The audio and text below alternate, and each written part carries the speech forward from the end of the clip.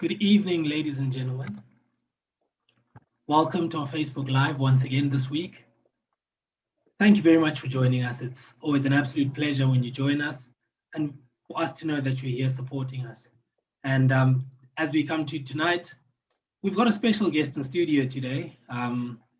We've sold it pretty well. We've got a doctor in the house this evening. So before we get to Kirstie, for those of you who are watching for the first time, it's Africa Sports Consultancy.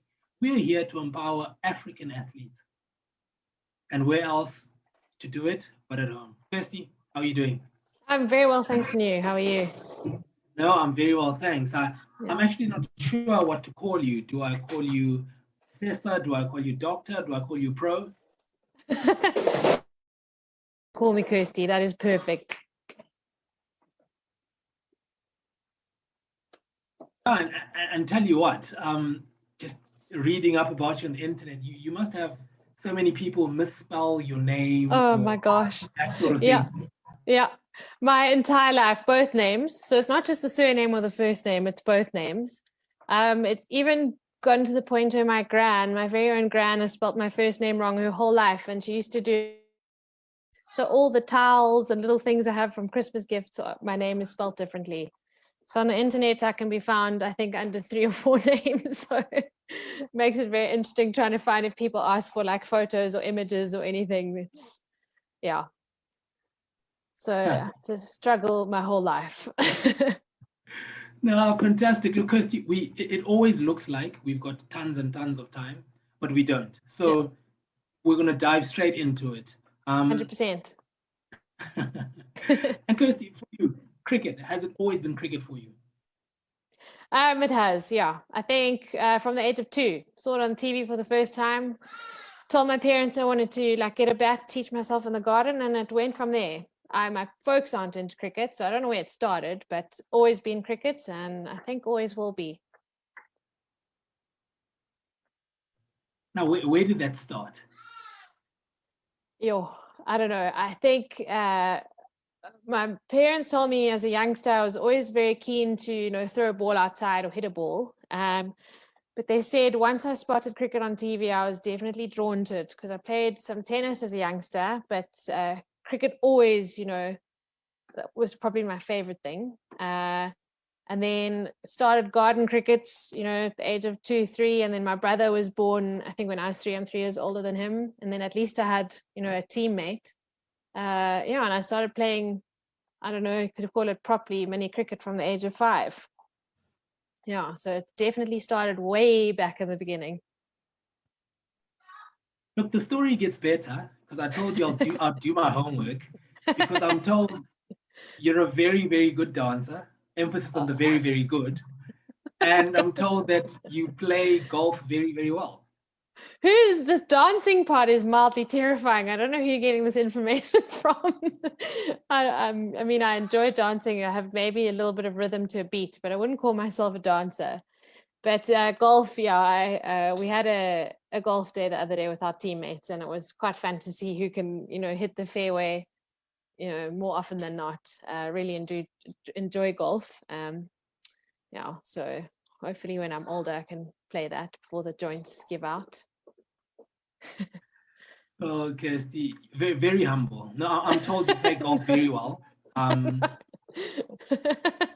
golf, I'm 100% sure you do very well, but I see you being very humble.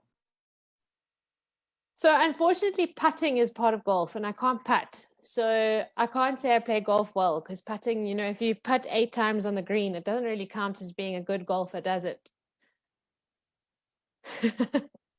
Sadly. Yeah, it definitely doesn't. And look, we're talking about golf now. I'll take golf tips later. But for you, let's talk about your jump into international cricket. So your ODI debut. Do you remember when that was? Sure. I think it was 2000 and maybe it was 2010. I'm honestly not sure. It was so long ago. I remember the game very well, and it was against the West Indies, but the year, that's shocking that I don't remember that. I should, hey. I think 2009.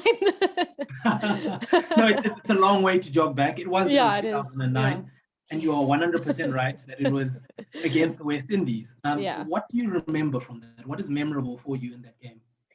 So it was quite a whirlwind tour. I was actually studying a BSc at the time, and the university I was attending told me that I wasn't allowed to pass the year if I didn't write the exams. So the day before the game in Cape Town, I had to fly back to Joburg, write an exam, and then fly back to Cape Town. And I didn't even know I was playing the next day. The coach asked to see me. I think it was 8 or 9 that night, and I was like, he says, "Are you ready for tomorrow?" So I said, "Oh, flip, am I playing?" He says, "Yeah, you're opening the batting." So it was quite a surprise, but at least I didn't have that panic attack for like a week before.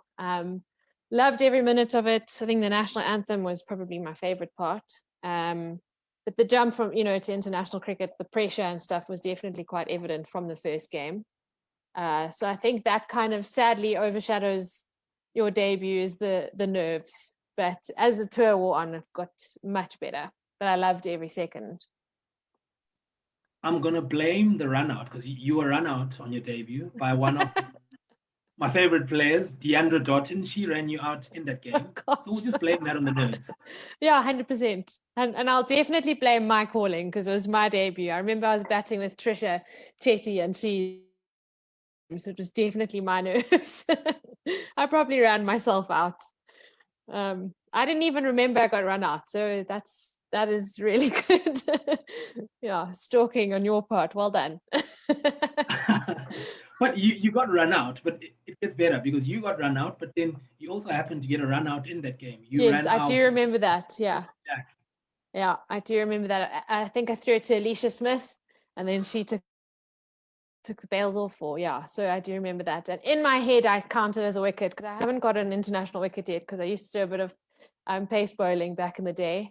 So in my mind, I counted as a wicket that I have a wicket, an international wicket. I know it's not technically, but I'll just claim. No, they all count. They all count. Take them however you can. Yeah, exactly. and your last game for Gauteng, that would have been in 2015. Yes. What made you walk away from the game at that point? So I walked away from the international game in 2011 when I got into medicine, and I realized that the work demand was too much. So I walked away from the international setup in 2011. But during my studies, I realized I was still able to play provincially. So I continued playing provincially.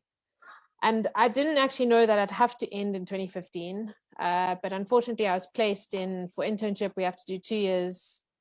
And I was placed in Pietermaritzburg. And I was pretty much working every second weekend, doing about 8 to 9 30-hour shifts a month. So it was pretty much impossible. So sadly, it was I didn't know it was my last game for Gauteng at the time because I was going to still try play cricket. But my kit went down with me to Maritzburg, and then it just became because I unfortunately couldn't do it. And that was, another 4 years later, I was working too much. And then, yeah, it wasn't until my husband said to me in the kitchen one day, "Why don't you try playing cricket again? You haven't played it in 4 years." I was like, "No, man, don't be ridiculous. I'm too old for that." And I went and played a club game for fun, and I was like, "Flip, this is the best. Let me give this one more go." Yeah, that's where, the bug had always bitten. It's not like I'd lost the passion, but I just realistically didn't think I'd be able to play at the level I wanted to. So when I started playing again, I thought, let me just see if I can hit a ball, and then it went from there. Fantastic. Ladies and gentlemen, if you've just tuned in, we've got Kirstie Thomson here in the house, and we've jumped the gun here a little bit. Kirstie, professional cricketer, she's played for a country, she's played for South Africa, played for Gauteng Lions, but also just on the side, not really important, she's a doctor. Wow. It's amazing how you've been able to balance that out. But, people talk about how difficult it is when they walk away from sport, especially professional sport. How was that for you mentally, knowing that you can't play where you'd want to be playing? I think the biggest thing for me was growing up because sport plays such a large part of your life, you almost define who you are according to your sport. Your successes and failures and, how you feeling is determined by how you performing on the field. And I think the hardest thing was when I walked away from that, it was almost like, flip, who am I now? Like, what are my goals? And then I had to channel my goals in, the academic side, and I had never done that. So it was quite a completely different mindset. And then it made me realize that successes and failures definitely come in life. They're definitely not only, when you get a duck or you drop a catch. So that was, quite a, a massive mind shift for me. But yeah, not having sports as a part of my life was also really difficult because it was always there, had always been there. And I think not having it made me realize how much of a stress reliever it was, as well as being, what I enjoyed. So yeah, when you leave what you've always known behind, it's quite an eye-opener as to who you are as a person, as well as yeah, so it was interesting. Yeah, you've summed it up pretty well, because it's a philosophy that we drive. We talk about the balance between life and sport. And one thing that, and I know my mates always have a go at me about this, is I always say to them, how you play your cricket is how you go on and live your life. 100%. No, it's true. It's very true. Well, tell that to all my mates. At least I've got one person who agrees with me. No, it's true. I think there's so many little life lessons in sport that we actually don't know they're lessons until, you learn how to play in a team, you learn how to lead, you learn how do you bounce back from failure, how do you accept success, how do you go forward, how do you grow, and those are all little lessons in life. So yeah, Now, how you talk about all these lessons, how have you managed to do this on the academic front? And like you said, you left in 2011, that was international cricket, but you've still gone on and played provincial cricket and studies on the side. How have you managed to balance the two at the same time? I think luckily, growing up, because I was always playing so much sport, the ability to balance with me, luckily I always had it. I was always playing sport maybe 6 to 7 times a week, whether it was hockey, cricket, tennis, golf, and schoolwork. I was never, like a straight A, 8 A's type of student, but I knew it was important. In saying that, I always wanted a social life. So I try to balance those three aspects. I don't know where it started, but luckily I was never someone that all had my eggs in one basket and knew that I was, only one aspect. So the balance for me was really important. And I think when I stopped playing cricket in 2015, my balance disappeared because all I did was medicine, working in the hospitals. And that took a good 3-4 years to realize, I haven't been balanced in a long time. Something is wrong. Something has to change. That's when, I started playing sport again. Didn't necessarily have to be cricket, but something that I enjoyed. So for me, I really need out of med school because it is so demanding and time consuming. So I was going to try as much as I can to still play it, and it luckily worked out. And you talk about that balance, and you've actually spoken to something else whereby you find in a lot of households, when it comes to parents almost make children choose between sport and studies, to say, no, you can't play sport, you must just focus on your studies. And you've spoken about an aspect which not a lot of people talk about, is that balance, to say sport actually balanced you out with your studies. Yeah, 100%.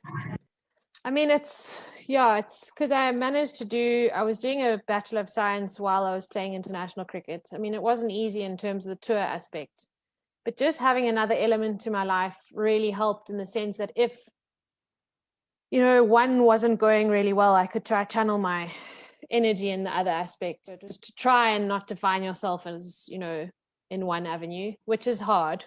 But but for me, it was quite important, because else the failures on the sports field makes you feel like that's, defines you, but it doesn't. So for me personally, the balance was key in terms of, like, I suppose you could call it mental health. The mental health cricket field, that's not who you are.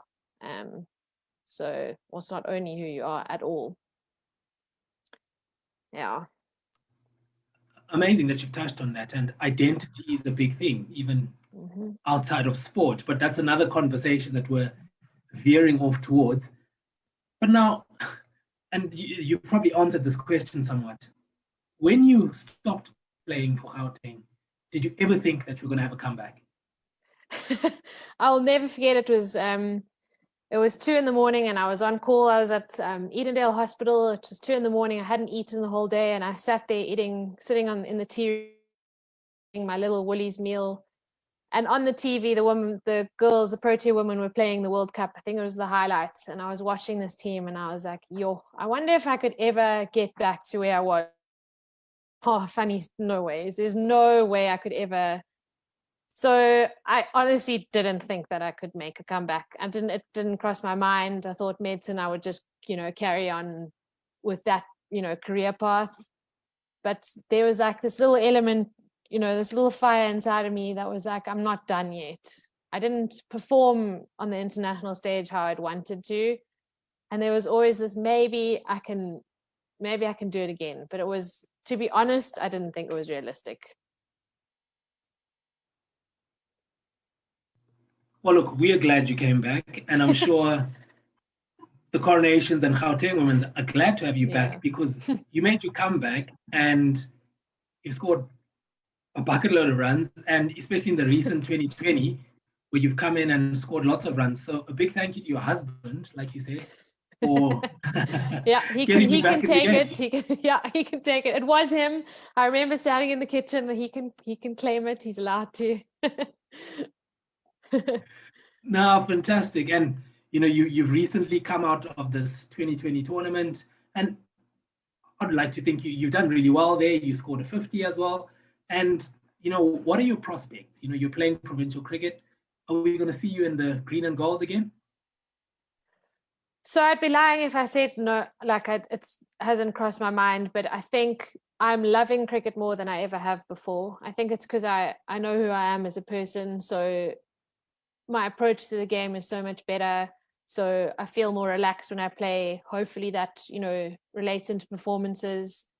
And my hunger and drive to play for the Proteas has been probably stronger than it ever has been. I think when you're young and you have talent and you're good at something, you almost just go through the motions, and, getting picked for sides is kind of like, it's almost, sadly, and you don't appreciate it like you should. But now when I know, the path that I've taken and how much work I've had to put into things, I think playing for that team, singing that national anthem, wearing that badge is going to taste a hell of a lot sweeter. So I'm going to give it my all, especially for this year. And yeah, there's a World Cup around the corner, a few World Cups. So yeah, that's the goal. Look, you've got lots of people rooting for you. I'm definitely one of them, and everyone else behind Africa Sports is rooting for you. So if whoever it is, let me know who I need to make the call to. Thank you.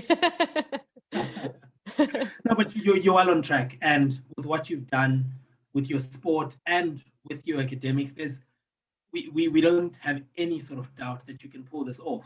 Because those same processes in your studies, you can replicate them in your cricket. Yeah. Thank you so much. Yeah. No, thank you. You're inspiring. You're out there as a woman in sport.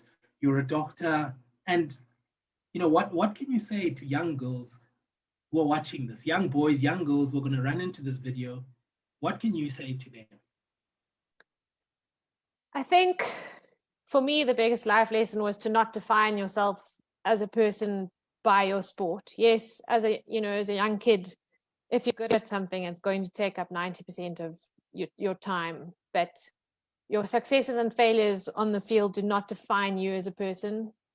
I think it's really important to find another element to yourself, whether it be in terms of a career, a hobby, something else.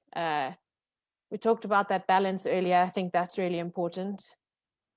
But in saying that, there's literally no dream unattainable. I never in a million years I'd be a doctor. It was never, something that I'd even thought about, to be honest, because academics never crossed my mind. It was always playing cricket or hockey. But if you put your mind to something and it's realistic, you're the only person who's going to stop yourself. I think that's the biggest lesson as a sportsman you learn is you're the reason you fail generally. And mostly it's the mind, but you put little blocks in there and it's you doing it. Just got to find a way to get over it. Wow, absolutely phenomenal. Kirstie, I've got my pen here, so I'm taking down my notes frantically to what you were saying. Ladies and gentlemen, absolute gem we've got in the building today. Kirstie Thomson, she's here chatting to us, former Protea. By the way, FYI, she is a doctor, a whole doctor sitting right here in the room. A real life one. A real life one. Kirstie, you've spoken something about identity, and you said how it's important to find an identity outside of cricket. And those who are watching what we did, Africa Sports, our services that we have. If you haven't had a look at them, visit our website. I've got it on my chest, www.africasportsconsultancy.com. And Kirstie took an assessment called Career Exploration. And I'd love to hear the feedback from that. What did that say to you, Kirstie? So it definitely highlighted that I 120% need to be in the health field. It was what was really nice about it is it breaks down a lot of aspects of things that someone may like. Doesn't pinpoint professions where I think a lot of people get lost. They feel like they need to fit a certain mold and fit a particular profession. But it was more specific in terms of, do you like working with numbers? Do you like building things? Do you like working with computers? And in doing that, people, I think, can start to understand what they actually might like, not using a profession as a goal, if one were to say that. But it was quite obvious that I need to be in the health field. I don't really enjoy much else, and the assessment also said that I need to be in the health field, so it's a good thing I'm there. No, fantastic. You know what, when I sent you that link, I was a little bit nervous because I'm like, you know what, we've tried this, it's foolproof, it's been done by someone who's HPCSA certified. But it's always when it gets to that point where you're like, what if it points her to the wrong direction? Yeah. I was also pretty interested to do it. I was like, maybe I have hidden likes. And then I was like, I do not want to work with maths. My husband has seen my skills with Excel. That's not happening. I don't want to do the finances. So no, it's really good. No, fantastic. Ladies and gentlemen, we've reached that point where throw your questions at Kirstie. She's here for you. Ask her all you like, and you can pop the messages either in the Zoom chat or on the Facebook Live, all entirely up to you. Kirstie, I see that there's already one comment here. I'm just looking at the comments quickly. There's one from Andy Finland. He says, play as long as you can. You're a long time retired, so I think that's advice for you and for everyone else to keep playing.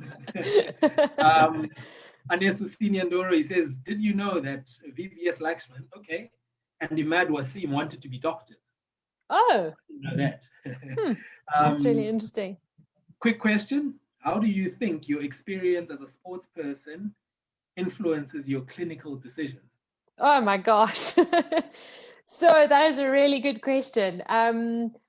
I think the ability to work under pressure definitely helps a lot. And I think as a sports person, you rely on yourself a lot. You have to be confident in your own skills. And that is definitely evident in the medical field. You're on your own sometimes in casualty. There's a recess and you are the only person there. You are the only hope the patient has. And you have to trust your ability. And it's the exact same as batting. The ball is there. That's what you know. You're going to trust your ability. So there definitely is a little bit of a relationship.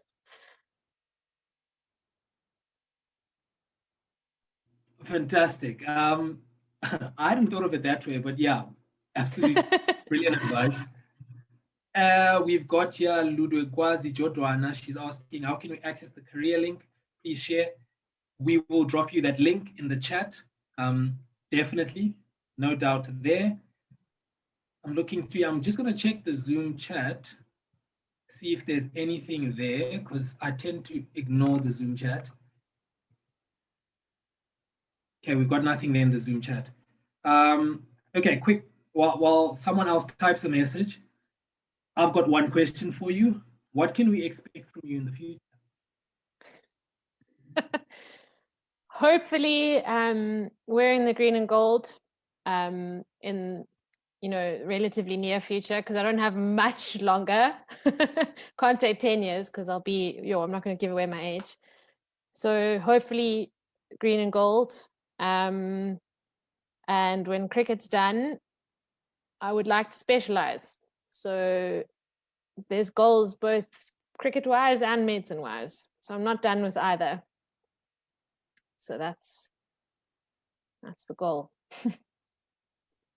Not done with either. Absolutely fantastic. And you know what? We always joke and say life after sport, or even life during sport. And this is what we are about here at Africa Sports Consultancy, to say, should be thinking, and this is not just for sports people, it's for people even outside of sport, who, like you mentioned, not to just identify with what either your mom or your dad told you should be studying or doing with your life, but actually going on that journey yourself. I don't know what your thoughts on that are. No, 100%. I mean, I didn't fit the mold in terms of studying straight after school. I only started medicine when I was, I did a degree, took a few years off, and then came back to medicine. And then already people are like, oh, you're too old. Do you want to go back to university? So I didn't fit that mold. And here I'm making a comeback, when a lot of my friends are having, their second child. So I'm not fitting any mold, but I'm, making my own path in life. And I'm hoping that, I can reach the goals in the time limit that I've set myself, and not what society deems as normal. I suppose you could put it that way. Wow, fantastic. Ludo Gwazi, I know she's watching. We've dropped you the link in the chat. You can definitely go have a look at that. And, Kirstie, we're so blessed to have you here. We're spoiled to have you here. You are the first doctor to be on the show, so we're counting that as a big, big win.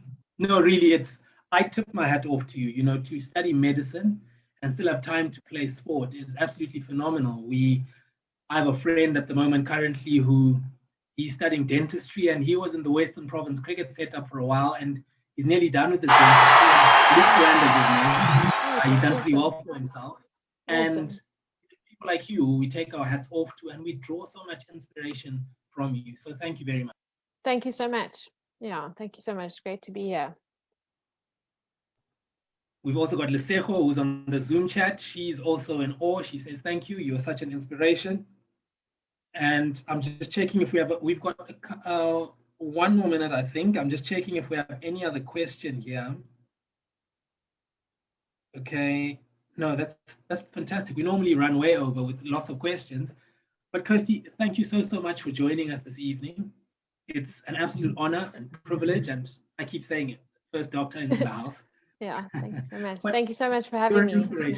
Yeah, thank you so much it's been a great platform to talk about. A lot of people don't speak about these aspects of sport. It's always the only the good things or the bad things sport related. So I think, what you guys are doing is fantastic. Keep up the good work, and I hope a lot of people, it opens their minds to the possibilities that are out there. Kirstie, thank you so much. Ladies and gentlemen, you heard it first from Kirstie. Kirstie is such an inspiration, and my hope and prayer is that this video a young girl runs into this video and knows that she can do it. She can be a top athlete. She can become a protea. She can become a doctor if she sets her mind to it. So Kirstie, thank you very much. Thank you Ladies so and much. gentlemen watching from home, thank you so much. Thanks for tuning in. And again, we always do our best to bring you the best. How much better does it get, doctor? I still just can't get over it. We always try our best to bring you the best and to always support. Ladies and gentlemen, COVID is still a reality. Please stay safe. Please keep your masks on. Keep sanitizing. Keep taking those precautions. And most importantly, keep looking after your loved ones. From my side, thank you. Good night. And Kirstie, would you like to sign us off? Oh, goodness. Like it's like the movies. I need a good speech. No, thank you so much. Good night, everyone. Stay safe and never stop following your dreams. Fantastic. You heard it here first, folks. Good night. Good night.